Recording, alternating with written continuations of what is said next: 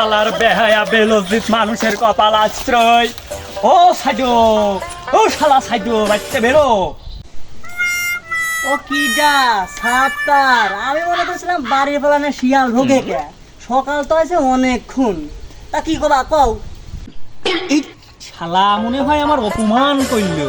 ও শালা, শালা তোমার গরু যে আমার পালান খায় সাবা সাবা করে ফেললো, সেদিকে তোমার কি খেয়াল আছে?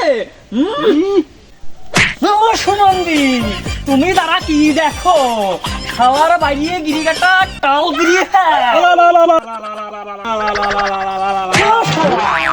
শালা, তোমার কি আমি গোল্লা সুট খাবার দাঁড়াইছো যে তুমি আবা আবা দিতেইছো?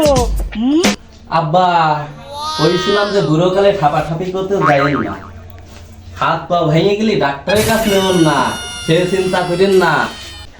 আহা, আমি জানি এই নাবিবকের ছাওয়াল বাপের দরদ বোঝে না। জন্মের সময় আমি কইছিলাম এ ছাওয়াল আমার না।